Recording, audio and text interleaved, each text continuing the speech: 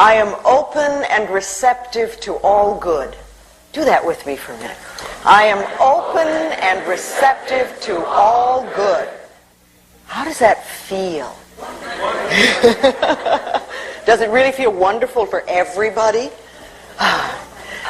Too often, you know, we sit, and I know people come to me and want to get prosperity and things like this, and I see them sitting like this. And I think, how are we going to let it in? How are we going to let it in? And this is such a wonderful symbolic gesture. I am open and receptive to all good. Not a little bit, not just some, but all good. You know, when you do something like this, the universe notices. The universe notices. Okay, this is going to be a nice question and answer session. I'll talk a little bit and we'll do some questions and see where you are and see what your stuck points are in prosperity. Because a lot of people think that prosperity is just money. But really, there's many, many other things that come under this auspices of prosperity. There's time and love and success and joy and comfort and beauty and wisdom and good health and money. You know, you can be very poor in time. If you feel really rushed all the time and always pressured, you have poverty in your time. But if you feel that you have all the time in the world and that whatever you want to finish you'll get done and it will all happen, then you're really prosperous in time. And what about success? You know, if you feel that it's really way beyond your reach, then you're never going to get it. But if you feel that you can be successful, whatever that means to you, then that's wonderful. That's prosperity. Comfort. How many of you are prosperous in comfort? Or do you live lives that are really very uncomfortable and hard and tight? Wisdom. Do you have prosperity in wisdom? Do you feel that all the wisdom in the universe is available to you? Or do you think, oh, I'm just me and I don't know very much and, you know, I can't figure things out? If you feel that you're really connected with the universe and you really trust that part of you that's inside, then you can be absolutely prosperous in the abundance of wisdom. And what about love? Do you feel that you have an abundance of love? Or are you very poor in love? Is there just a little bit of it in your life? How about joy? Do you feel you're really prosperous and have an abundance of joy? Or is that something you just allow yourself a little bit of now and then? And you really are very poor in joy. And then what about beauty? Do you see beauty everywhere? Do you allow yourself to experience an abundance of beauty? And what about good health? Do you have no health? Is there very little? Are you poor in good health? Or are you prosperous and do you have an abundance of good health?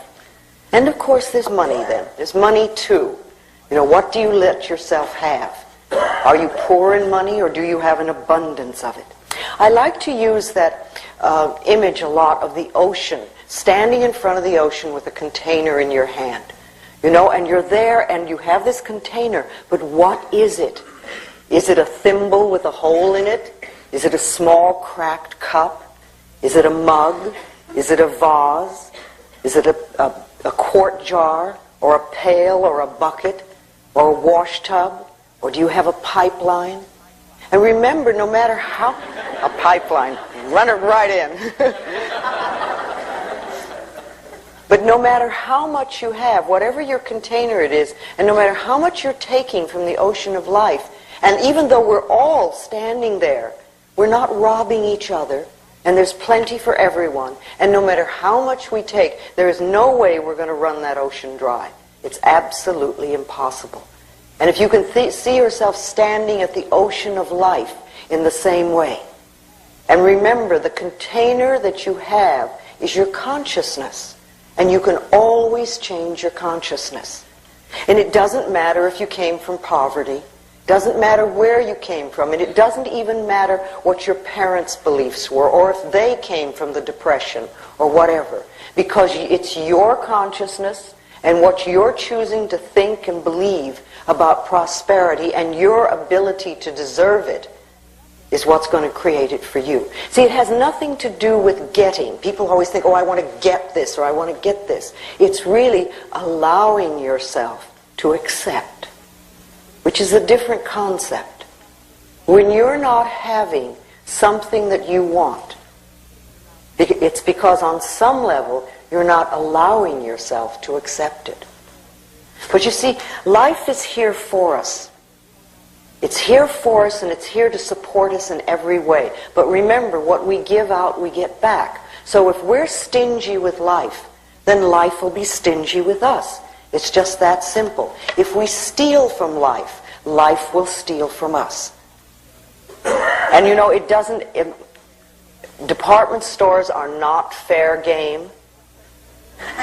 If you take paper clips from the office or do your personal Xeroxing there, that's not fair game, because it's the same old thing. What you give out, you get back. And what you're saying to the universe in a way is, I can't afford to take those things, have those things for myself. I don't have the ability to earn it, therefore I must take it from somebody. And that's poverty thinking. That never, ever, ever creates prosperity. Life is here for us, and there's an incredible abundance on this planet. Sometimes we only see our lack, but the abundance that is here is so enormous. You know, if you think about it for a moment, there is so much food on this planet that we could literally feed everybody on this planet. Yes, it is true that there are people that are starving, but it's not because of a lack of food. I mean, we burn crops in this country just to keep prices up. If people are starving, it's a lack of love. It's that we're allowing such a thing to happen. There is an absolute abundance of money on this planet. There is so much money that we can't even count it. And yes, it is true that there are many people who have very little, but it has nothing to do with the amount of money that's here. It's a lack of consciousness. It's a not deserving, not accepting. And are you aware that there are billions and billions of people on this planet, and yet you will hear people tell you that they're lonely? It has nothing to do with the amount of people. It's because we put walls up and we won't allow the love to come in. We have an abundance of air on this planet.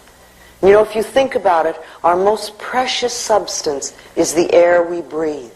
When we exhale, we take it absolutely for granted that the next breath will be there. And if we didn't have a next breath, we wouldn't live for 3 minutes. We literally would not get out of this room alive. And yet we take it absolutely for granted that when we exhale, the next breath is going to be there. And we're all breathing in this room, and I'm not saying don't breathe, there's not enough for me. We just assume. Now, if the most precious substance in our life has been given to us with such abundance, and that there's enough to last for as long as we shall live, then can we not trust that other things will be taken care of? And Matthew 6 is always a good thing to read when you're a little bit scared about stuff. The power that created us has put everything here for us, but it's up to us to deserve and to accept. That's what we need to do. You know, what we concentrate on increases. So you want to be very careful that you're not concentrating on debt and lack and bills and negativity, because that's what's going to increase it in our life. If you concentrate on bills and see them as enemies, then they're going to be enemies, and you will never ever have enough to really take care of them. Bills are wonderful things. It means that somebody has trusted us enough to give us their service or their product, knowing that we have the ability to pay it. And if we can welcome those bills with love and rejoice, and when you write a check out to pay it or you pay a bill, absolutely rejoice that you're able to do it and know that what you're sending out is coming back to you. See, too often we think, oh, another bill, or we write the check and say, oh, there isn't enough or whatever. But start feeling a good flow with this whole thing. Self-image is very important, because self-image, feeling good about yourself, is prosperity. Prosperity begins with that. Doesn't matter how much money you have, if you don't feel good about yourself, you're never going to enjoy it. And then look at your prosperity now. Because everything that you do have in your life is a reflection of what you believe you deserve, what you believe about yourself. You know, look at your home. Is this a place that you really love to live in? Is it comfortable and joyous? Or is it cramped and dirty and always messy? The same thing with your car. You know, is your car something that you really don't even like? Or is it something that reflects the love you have for yourself? And what about your clothes? You know, are they just a bother and a nuisance and something you have to wear? Or is it something you really rejoice in? Because again, it's a reflection of you. And what about your bank account? You know, how do you feel about that? And what is the state of it? Are you friends with money, or is it an enemy? All these things are important because what we have in our life is a reflection of ourselves. But remember, no matter where we are or whatever is happening, it's a reflection of ourselves, but it's only a thought, and a thought can be changed. It's a thought about what you believe about yourself, what you believe about life, and what you believe you deserve. Now, let's take our little mirrors out for a moment. Our precious little mirrors that are so wonderful. How many people here do mirror work on a daily basis? Well, a few. How many people have never done mirror work? All right, well, you're in for an interesting experience. The reason I like mirrors so much is that they really move you through stuck places because they reflect to you almost instantly what your beliefs are that are against you. Okay, let's look into the mirror for a moment. Look into your eyes and just say to yourself, my biggest fear about money is...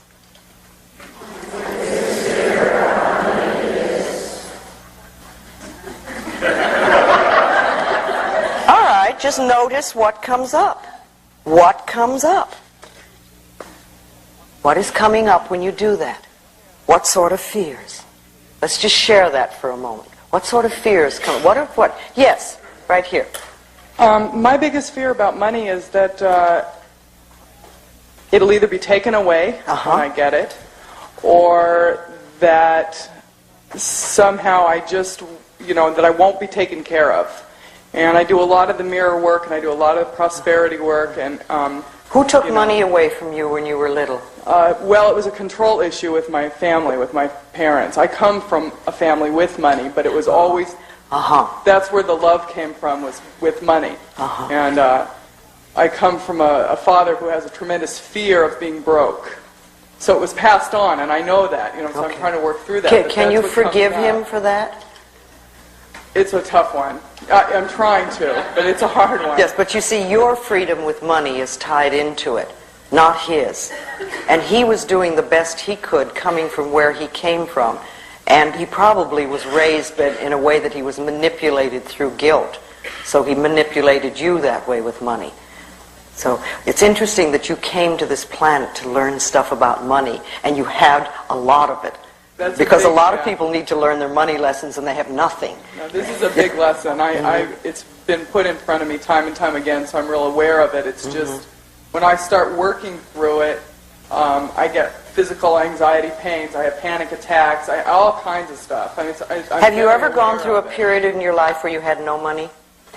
No, I've never, no, it has not happened to me because when I'm pushed up against it, I work, I earn a good living, and it's always been provided. I mean, the evidence... So you can take care of yourself. Yeah, and the evidence that it's not going to be there, that's just my own fear, because it has always been provided. I've always been able to pay my bills and have nice clothes and live in a nice place. So your barrier, your issue really is fear. And not trusting. Yeah. Who is it you're not trusting? Are you not trusting your father? Or you're not trusting yourself? I'm not trusting myself. And yet your track record is very good. Yeah, only over the past, year and a half is really when I was turned loose to take care of myself, and that's, of course, when I have a feeling that you could take $5 and live a whole month very well. I have to question that. No, I think you have enough resources. That you're a very clever, very bright person, and you would work it out. You could probably start out with no money, but I'd say $5 just to get you started. Well, and you could live a whole month without it. Remember, money is a means of exchange. It has no meaning in itself. We give it so much meaning. Okay, so your fear is that you won't be taken care of and it's going to be taken from you. Yeah. And you see where it's coming from. All right, let's have a couple more. Yes, right here. All right. All right. She said that what came up for her that is starving, that you would starve. Right. Okay, have you ever? No. Did your mother, your father, did they come from a space of that? Did they grow up in the Depression? They did, but I don't think either of them ever... No, I mean, I would have heard of it. Okay. All right. It's an old thing. Maybe you had. Maybe it's something that you heard very young as a child from your parents and you've picked it up. So that's wonderful because you see, when you do something in the mirror like this and a thought comes up, the good thing to do is to write it down. And if you're doing your affirmations in front of your mirror at home, always have a pad and a pencil with you and write down whatever that negative message is. And you don't even have to deal with it right then. But later on you can sit down and maybe you'll have a list of them and say, wow, this is what I believe. No wonder I'm not having the prosperity that I want. You see, if we don't see what our negative messages are, it's very hard to change them. And what most of us do is when we hear or feel a negative message, we try to run from it. And we have all sorts of ways of doing that. I mean, people go to the extremes of drug and alcohol abuse and things like that. But there are lots of little ways that we run from our own barrier thoughts. And if we could, instead of that, accept them and examine them and turn them around, say, no, I don't want to believe that anymore. Remember, it's only a thought, and a thought can be changed. That's all we're dealing with, no matter how difficult it is. Feelings are thoughts in motion in the body. That's what they are. They have no entity of themselves. So we have a thought, we get a feeling, and then we get frightened of the feeling, or we try to run from it. But if we realize it's just the thought moving through our body, and the thought can be changed. So if you look at those things and you say, no, I don't want to do this anymore. I don't want to believe this. And yours just came up, but it's probably an old one there. You know, and I don't want to feel that I'm going to lose money if I get it or something like that. I don't want to feel that I'm starving. I would rather choose to believe that I'm abundantly taken care of. I'm an extremely capable person. I can always create for myself. And I am always safe in the universe. You know, everything is supplied for me. See, we have to change these thoughts, and we must do them deliberately, because we're the people that are in charge. It's our minds. We think in our minds. Nobody else can do that. And we get the opportunity now of choosing what we want to think. When we were very little, we had a lot of stuff fed into us by our parents and other places around us. I mean, after all, we got it from relatives, we got it from neighbors, we got it from school, we got it from the church, we got it from television. All this stuff came in. And we're little, and we accept most of it. Very, very few small children really can say, no, that's nonsense, and I'm not going to believe that. Mostly children accept it and say, yes, yes, okay. But we're not little children now. We're adults. And we get to choose what we want to think. Only we have to look at what we are thinking at so we know what we need to change it to. Who else wants to share? Yes, right here. I've had a pretty good belief system in money, I think, most of the time. And after reading your book, it really helped me a lot. And it was wonderful. I mean, it helped me so much. And I found unexpected sources of money coming in, and just my spending habits changed, and I felt great about it. Mm-hmm. I shared those beliefs with some people that I know, and I also talked about feeling like deserving certain amounts of money. And what happened was they told me that that's not true, that what makes you feel like you deserve it, and that's not true, you have to earn it, and they know how hard I work at my job, which is not very hard. But on the other hand... No wonder they're upset. People get angry at people who don't work very much. Right, but I do work in other areas outside of my job. You don't have to justify yourself. Okay, thanks. That was my fear, was that maybe I don't work hard enough to deserve the amount of money that I have. Honey, if your consciousness is clear enough that you can bring in good money without struggling, I want you to love yourself. You see, you do something like you pick up your little mirror and say, thank you for being so clever and bright. Thank you for getting it. Because what you really did is you got it. You do not have to struggle in order to make money. If you really work at things that you love, you can usually bring in good money. If you work at things you hate, or if you have a belief that you don't deserve, then then you won't have it. But the people who are telling you you have to work hard, they work hard, yes? Yes. And they don't make as much as you do. They don't seem to have as right. Okay. Well, you know, do you want to see? You've put out your hand and you've said, "I'm willing to help you up," and they said, "No, we're going to pull you down." Right. And which way do you want to go? See, I reach out my hand a lot to people, and if they take it and want to come up, that's wonderful. Then I can teach and we can really go places. But if they're going to try to drag me down, you know, I say bye, and I go work with somebody who really wants to come up out of the mud. I see. Do you feel that money is an exchange of energy? It's energy, it's exchange of services, that's all it is. It has no meaning in itself. And you know, a $10 bill is quite as spiritual as a rose. It's matter, it's form, it's energy. And it's what we give it. It's what we believe about it. We have so much stuff on money. I used to find it was much easier to teach a class on sexuality than it was on money. Because when we get our money beliefs pushed, it's amazing how angry we get. Because they're very tied into us. Even though we may say, "I want to prosper," we will put up barriers and fights and all sorts of things. Right. So it's okay to have money even without working hard at a job. First of all, you don't need my approval to live well. And what I believe really doesn't matter for you. If you've got it going so it works, enjoy it. In any part of your life. You know, if your life is filled with love, don't listen to some miserable, lonely person tell you how to run your life. If your life is working well with money, don't let somebody whose life is not working with money tell you how to run it. And see, very often, remember, this happens with our parents too. You know, so we'll have a parent who really had a miserable life. They come from a difficult place and their own life is miserable. And then they will tell you how to run your life. If you're going to listen to people, listen to the winners. Listen to people who know what they're doing. Listen to people who've proved what they're doing. All right. Yes, right here. It's coming forward. When I looked in the mirror, the answer was, there won't be enough. But I think that comes from my parents. There never was enough money. But when you were growing up, there wasn't enough right. to take care of everything. Right. Okay. There was, but there wasn't. But the real problem is my uncle has loads of money, and he treated people very badly. So how do I reconcile Well, what difference does it make? There are people that are poor that treat people badly. It has nothing to do with money. Well, it does in my psyche, unfortunately. Now, the thing, you see, you said when you grew up there was never enough. Right. That doesn't mean there's not enough money. That only means that there wasn't enough money in your family.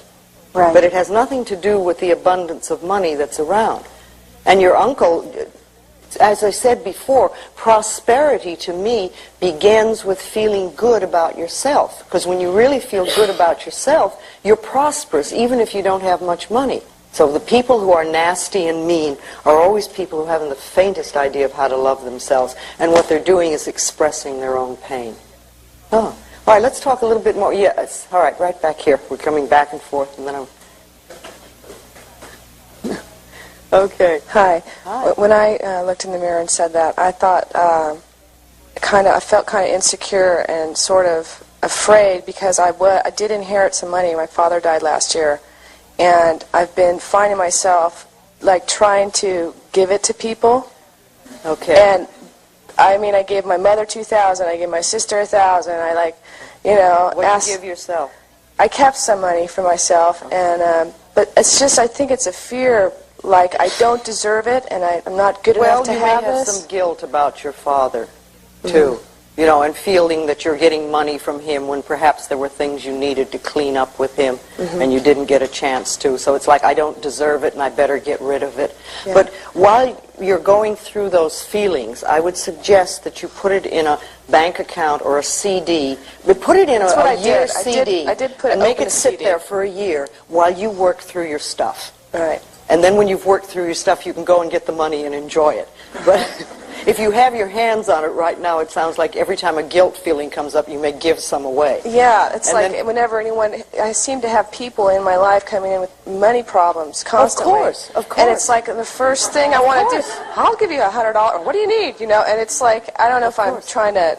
No, you see, they're coming to you because you're feeling the guilt about the money. Okay. If it wasn't, they probably wouldn't even mention that they had money problems to you. So they're helping you sort of go through your stuff. Okay. You need to begin to realize what you deserve. If you have any stuff with your father, do a meditation in your mind and forgive him or forgive yourself and have a talk to him so that you can clean things up. Tell him you love him and get it cleaned up in your mind, so that that can be taken care of. Then you can then move from that step into deserving for yourself, that you deserve, and that remember, money problems or lack or having money is by right of consciousness. It's what we believe we deserve. And giving somebody money does not solve their problems, ever. Because then they just recreate. The best thing you can do for people who are having money problems is to teach them how to create it in consciousness, because then that's lasting. That's much more lasting than handing some. But you can give, I mean, obviously we all give some money away at times, but don't give it away because you feel guilty. Because remember, people will say, you know, oh, well, I have to help people. But you're a people too. You are somebody. You're worth loving and you're worth prospering. You know, I like to think that we have a cosmic bank account, all of us. It's like a cosmic bank account. And we can put in deposits of affirmations, of positive thoughts, of believing we deserve. And we can eliminate the debts, the negative debts and negative thoughts and negative beliefs. We can take those out. And the more that you put in wonderful experiences and wonderful thoughts into your cosmic bank account, the more you will take out big dividends. Remember, your consciousness is the best bank account that you can have. What you do up here is far more important than what you do just in a bank account. Loving yourself pays enormous dividends. Enormous dividends.